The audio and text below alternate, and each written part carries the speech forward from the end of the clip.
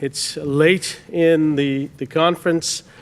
People are tired. We're going to make this a little humorous, a little bit of learning objectives as well. But one action point came up. Yesterday morning, I had to call Mark to make sure that he was taking the negative side. Mark's a great TAVI implanter, so he could have debated both sides. These are my disclosures. Most important, my disclosures. Don't listen to anything that Mark says. So how do you debate someone who is a talented surgeon, who's clearly renowned? I mean, look, he's in the Metro Canada local paper here, mending hearts one by one. You know, he's really a pillar of the surgical group at St. Mike's.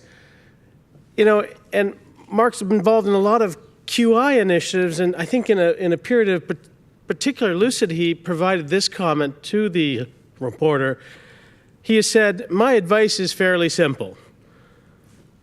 Do everything you can do to avoid having to see me. Ultimately, it's a matter of life and death," he said. So, you know, that's being humble, but we're going to capture that statement a little bit further. Having said that, Mark is a surgeon, and I'm not reading into anything, but he has a particular mentality, and the mentality is that, you know, AVD has been in the surgical realm for a long time, and what are these interventionalists coming to play with us in this realm? So let me then suggest that I'm going to debate this by saying, what's Mark's arguments against moving to TAVI for all? They're probably going to be a majority of patients are low risk for SAVR. There's the pacemaker concern, there's the PVL concern, and of course durability. So let's tackle these one at a time. Here's the STS Thorani's paper on the STS database capturing all the surgical procedures in the United States from 2002 to 2012 that were put into the database, 140,000 cases. And what you can see is it's broken into 6% that are high risk, 3 to 8 STS score is 21%, so-called intermediate risk, and 3/4 of the folks done during this time period were low STS scores of less than 3. But is that really the complete story? And I'll suggest to you no. Remember, these are the cases that were done. This is graphed another way. AVR in the dark, SAVR in the dark red, and then TAVI in the pink. And what you notice is that the TAVI group almost is equal, not quite, to the SAVR group, but it tends to be used in an older population, and that makes sense given the time frame that it was captured. But that's not the whole story, right? Because we still know 11 series here that there are a substantial number of patients not referred and not being seen who have severe aortic stenosis. You know, Philippe talked about moving into the earlier group, and maybe there's a lot of clinical utility, but one would argue that we're missing out on a lot of the patients that we can do. Not all. Of course, a lot of these will be the futile characteristics, but there are a lot of patients that we are missing out, and of course, they tend to occupy an older age group. So if we then re-look at this STS database, and look at the total number of AVD, treated, untreated, we now start to get a difference in terms of the number of patients in each of these categories. But even that's not the entire score.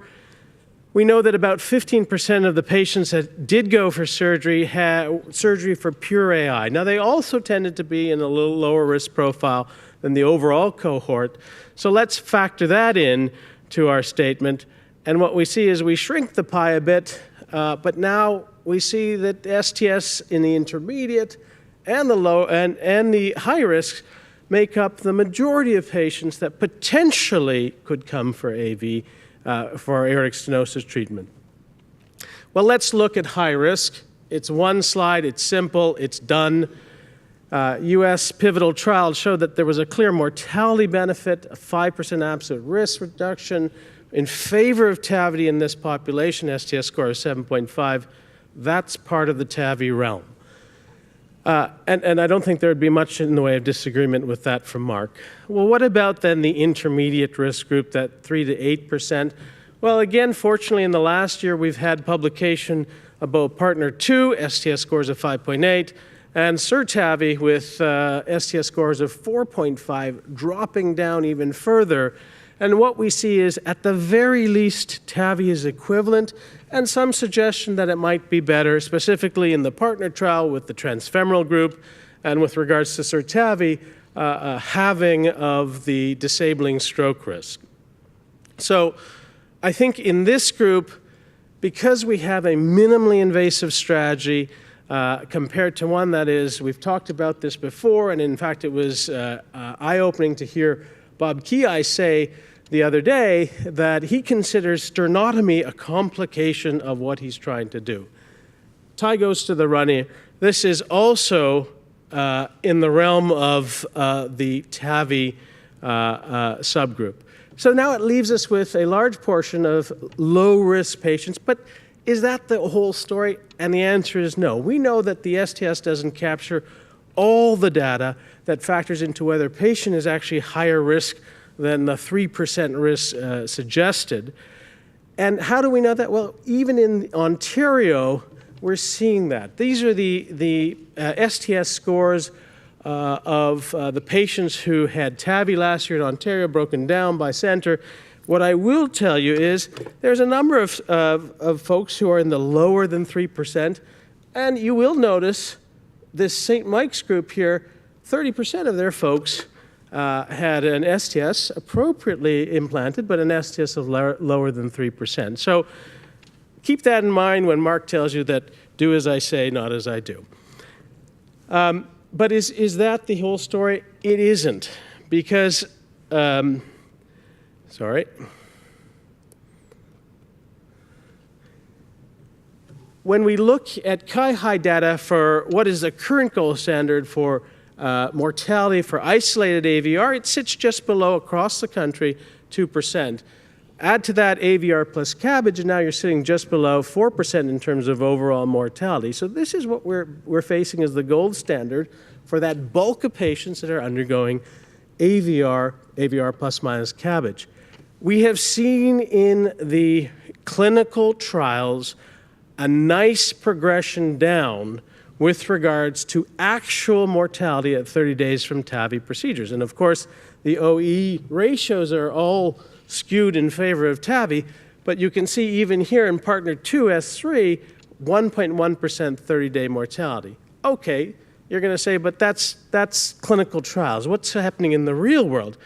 Well, that's kind of interesting as well. Here's the TVT database from 2012 to 15, 44,000 patients, and this looks at the mortality based on cumulative experience at the center. So that, let me take you through it, that in the first 100 cases that a center has done, there's a higher risk of mortality, but very quickly at around 200, you start dropping down below 3%. And if you've done 400 cases, which many of the Canadian centers are approaching, your mortality, your in-hospital mortality by the TVT database is now in the United States about 1.5%. That same sort of progression down with regards to other complications like stroke is seen, and you can see if you've hit about 200 cases, your stroke risk is around 1.5%. So we're starting then to play in the same realm as what we see with low-risk patients. And of course, there are going to be two large, well-done, lengthy follow-up low-risk trials, the Partner 3 trial with the S3 valve, and of course the Medtronic low-risk trial with Evolut. But we also have already had a trial done, and it's the Notion trial that began back in 2009, 3 sites in Denmark. Lars Sondergaard is the PI, and he presented the 5-year follow-up on this trial. These patients were randomized to surgery or TAVI with the original, the second-generation core valve device if their STS was lower than 3%. And what you can see is out to 5 years, there's absolutely no mortality difference between the two treatment strategies. So I think that we are in that realm. We will have more data coming from the low-risk trials. But that's a ways away, and yet we do seem to have data that would support moving there. Also, there are patients that are low STS scores that are already being done. Well, what about pacemakers? I'm going to make 3 points about pacemakers. One, as you can clearly see, there is a relationship between device and the incidence of pacemaker. But also, as the second and third generations of particular devices, you can see the core valve first generation was around 20% pacemaker, and now with Evolut, it's around 10%. We start to see a dropping of the pacemaker occurrences. Well, with the SAPIEN device in the PARTNER 2 trial, there was absolutely no difference between pacer rates in the surgical arm and in the TAVI arm. So while there are differences between the valves, what we do see is some valves have no differences. The third point I'm going to make is even if you do get a pacemaker, there has not seemed to be a mortality penalty to be paid. This is data from SURTAVI out to 2 years and in an intermediate risk population, but this has been replicated. So a pacemaker issue is an issue, but it seems not as prominent an issue as it once was. What about PVL? Well, much like with pacemakers, we've seen a nice drop in the moderate to severe PVL from the original prostheses and original trials, now with CT-guided annulus assessments, from 25% now down to 0.6% with the Lotus valve. And in fact, you might say, well, that's just in the clinical trials. Well, here is a registry that was reported. Professor Grube reported the forward registry of 1,000 patients who all had their Evolutes implanted last year in 2016. And the outcomes show 53 sites across 20 countries. Very low mortality, again, in the 1% to 2% range, even though the estimated STS mortality was 5%. But most importantly, the moderate to severe PVL rates in this real-world setting was 2%. But can we do better? Well, yes, we can do better, because as you start to get next generation of devices, this is the Evolut Pro with a skirt, you start to get into the 0% severe and moderate pacemaker rates. Moderate PVL rates. So PVL, to me, is no longer an issue. Well, what about durability? And that's the big bugaboo. Let's look at how this was talked about a little earlier. How is durability reported in the surgical literature? The guidelines for that is structural valve deterioration, which speaks to any change in the function of the valve resulting from an intrinsic abnormality that leads to stenosis or regurgitation, but the sentinel clinical event is having a reoperation. You know, Mark, I hope he shows us all the randomized trials of the various surgical valves, because that would take 1 milli-nanosecond. There aren't. But there are lots of registry series. They tend to be single-center or multi-center, but with limited follow-up. So we say we know a lot about durability in the surgical world. I don't think we know as much as we pretend. Anyways, these are two papers I've highlighted with reasonable gold standards for surgical prostheses, and have been quoted.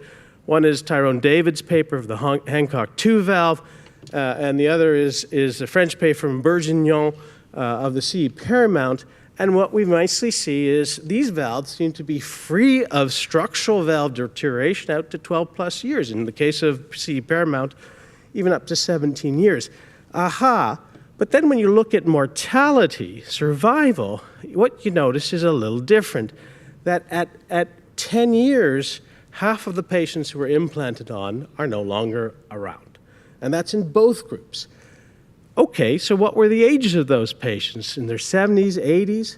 Well, actually, it turns out to be relatively young. And it brought up the point that Dr. Forcillo made earlier on, which was that AVR doesn't restore normal lifespans for these patients, and a surgical AVR does not restore normal lifespans for these patients. So there is a meta-analysis that was done that looked at all 93 different studies, just recently reported from the Hamilton group, and it grouped together all these small case reports or larger case reports, and similar findings were found.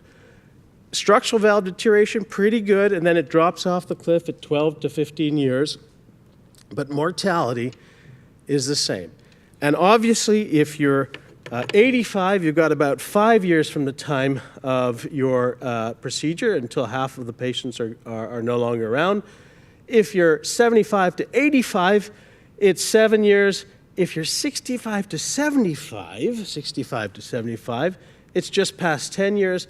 And then, yes, if you're under 65, you're out to about 15 years. So keep that in mind, and it factors back to what Dr. Forcillo was saying with regards to maybe we should be thinking in that 70-age-year-old population about a TAVI approach. How are we doing in the real world with TAVIs? Like, what's the story? Do we have some lengthy data? Well, also presented at EuroPCR was the Italian registry of 13 centers of 3,000 core valves that were put in with 9-year follow-up. Okay, these are clinical and echo follow-up, and what we see is the incidence of structural valve deterioration is identical to what we've seen in the surgical literature.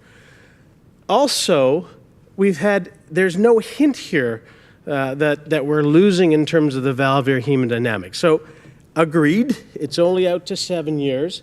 This is replicated in SAPIEN series, but at least here, and someone has also said, we're starting with very good valvular hemodynamics. The final point comes to that, which is what Mark probably doesn't want you to hear about, which is this issue of patient-prosthesis mismatch. It's well known in the surgical literature. This is a paper put out by the UHN Vivek Rao's group from 2003, showing that those patients who had significant PPM had a significant penalty, not just in structural valve deterioration, but in mortality, so that only about 30% of those patients were around at 10 years. And that's replicated in the clinical trials of TAVI versus SAVR to date. In the core valve study, only about 6% of patients had PPM compared to the surgical group with 25%. And in the SAPIEN trial, it was 19 versus 28%. So the hemodynamics of these prostheses are better. Does that make a difference? Certainly did. In the partner trial and the core valve pivotal trial, if you had PPM, severe PPM, your outcomes in terms of survival were diminished. So I'm going to end by saying that in 1963, Reverend Martin Luther King was sitting in a Birmingham jail, and he put pen to paper and wrote, "Why we can't wait." Interesting, this was 3 years after the first mechanical AVR and 2 years before the first tissue AVR. And what Martin Luther King wrote was, "For years now, we have heard the word wait.